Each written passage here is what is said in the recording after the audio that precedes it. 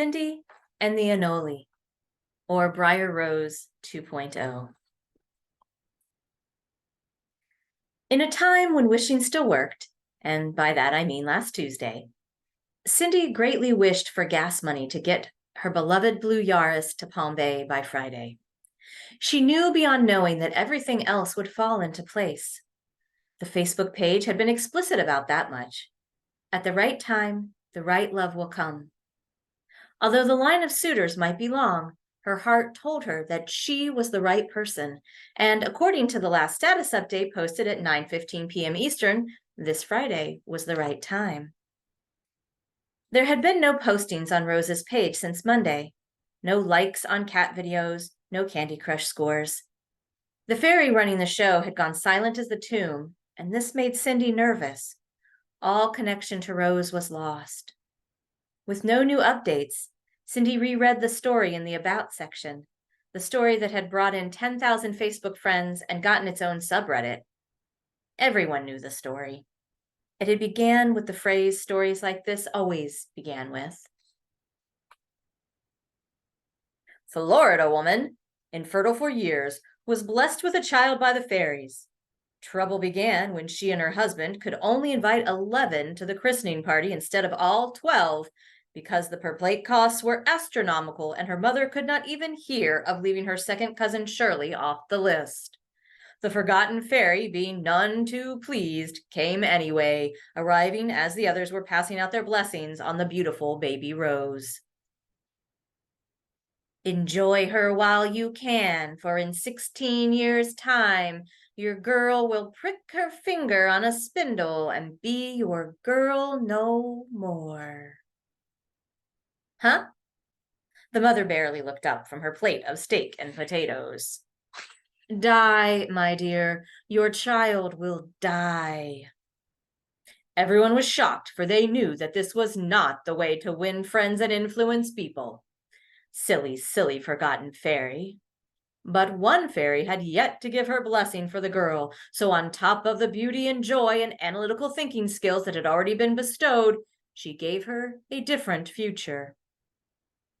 No, she will sleep.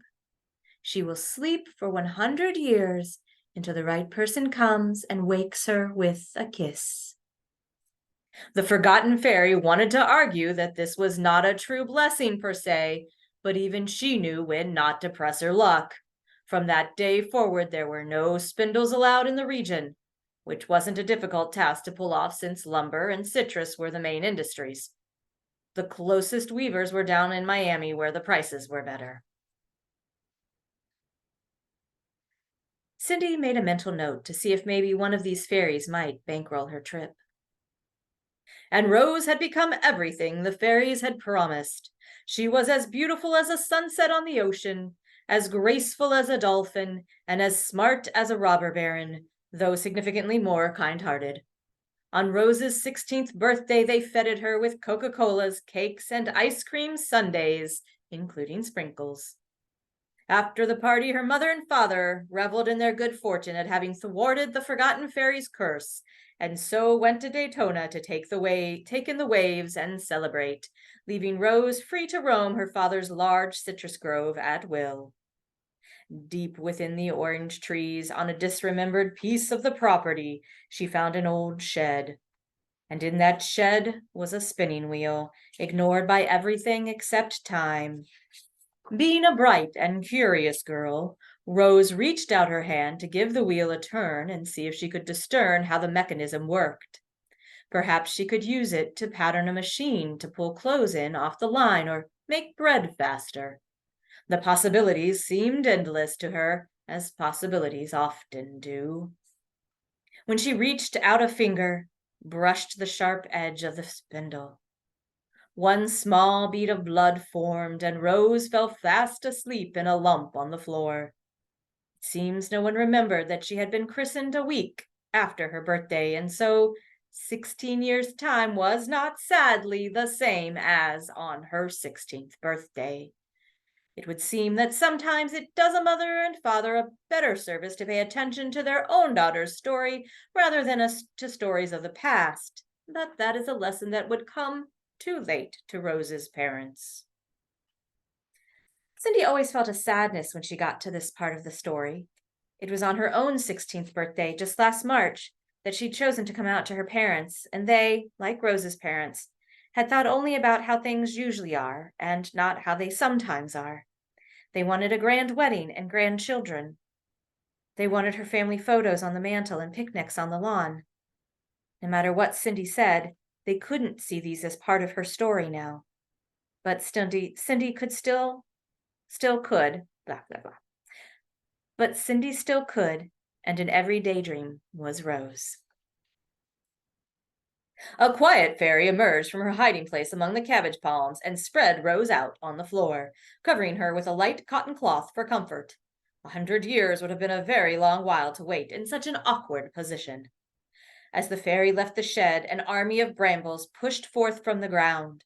They grew and grew until they barred the door. They grew and grew until the windows could admit no light. They grew and grew until any passerby, should there be a passerby, would never have guessed that beneath the white flowers and prickly thorns was a shed, and that in that shed was a beautiful girl, sleeping peacefully while the world continued on without her, as it so often has been known to do. When her parents returned, they fell into a different kind of sleep. They knew no joy without their bright light of a daughter, and their hearts caved in, day by day, until their souls slept soundly in their cages. But the waves on the ocean reminded them of her flowing locks, and the happy twittering of the scrub jays sounded like her mischievous laughter. The grief grew until it was unbearable, at which point they moved to Ohio. The tale was that the sky was never blue there, and the sun was never bright, so nothing might remind them of their precious daughter. And over the years, the orange grove flourished around the shed, and the town grew into strip malls and freeways, taking the tourists to Miami, Daytona, and Cape Canaveral.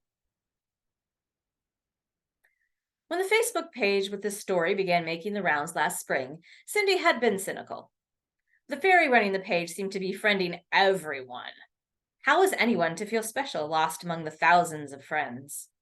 But each status update reminded her of the girl's beauty, and each YouTube clip post showed everlasting love.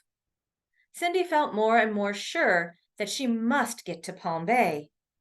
As the day approached, everyone on the friends list was convinced they were the one. But Cindy knew that, regardless of what anyone else thought, she was the one. And when she wished for gas money, a small Anole, perched on her windowsill, spread his bright dewlap open wide and dropped $100 bill by her open hand. And Cindy was off to travel across the state to find her way to Rose.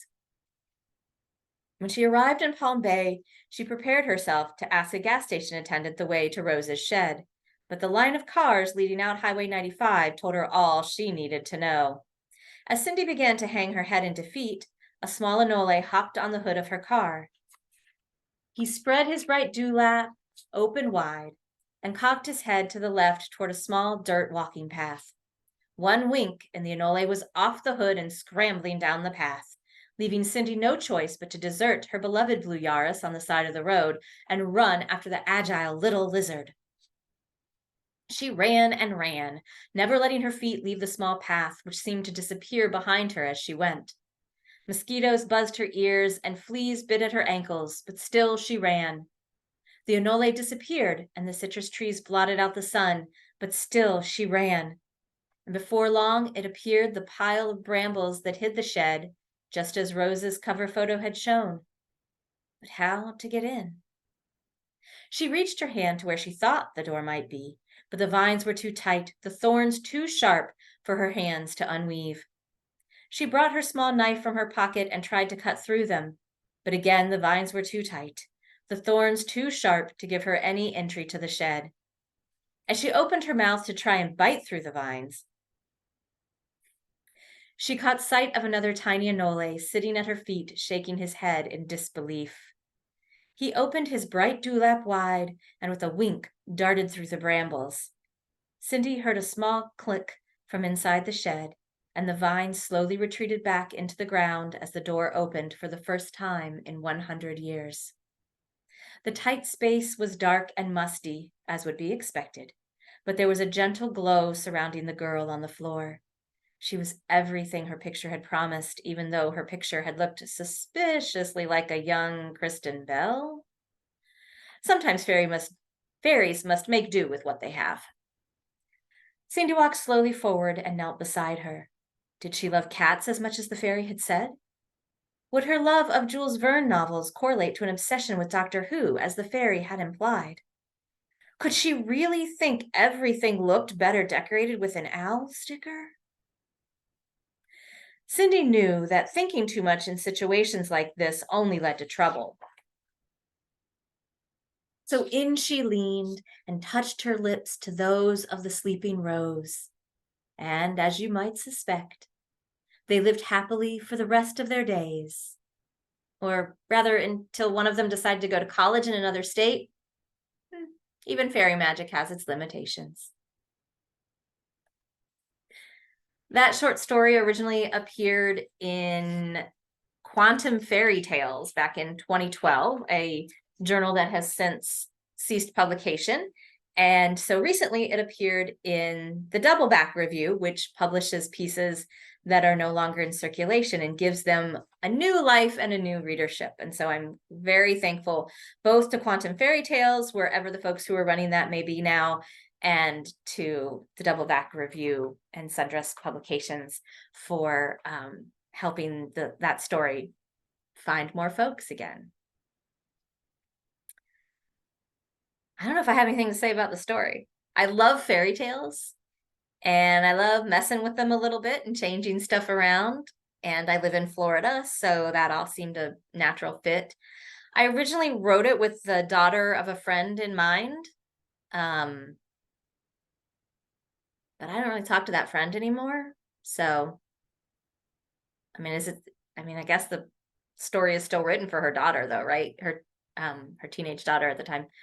I don't know. What happens if you write things to someone or for someone, really, and then you're not really talking to them anymore? Does the work, do you still think of the work as to that person, or does that change?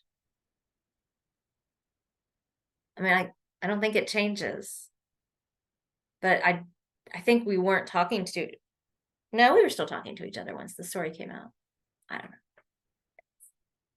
That's immaterial. That has nothing to do with nothing. You don't need to know that. So, but what you do need to know is that if you enjoyed this short story, please subscribe to my channel. I try to put out new work every Tuesday and Thursday evening, so Eastern Standard Time. Typically poems. I am more of a poet, but I do short stories and periodically essays, not all that often. But Tuesdays and Thursdays, there's always something new on my channel. And typically on the weekends, I do either a recitation or a reading of Henry Wadsworth Longfellow's long poem Evangeline, which is just drama. Ooh, who needs to watch Real Housewives or something like that when you've got Evangeline running around? You don't need to. You got poetry. You got older epic poems. I mean, nobody throws a wine glass on anybody, but lots of stuff happens. The British imprison a bunch of French settlers in Canada. People pass by each other in the night. Oh, it's heartbreaking. Like you're out looking for somebody and you just pass each other. Man, nothing like a missed connection, right?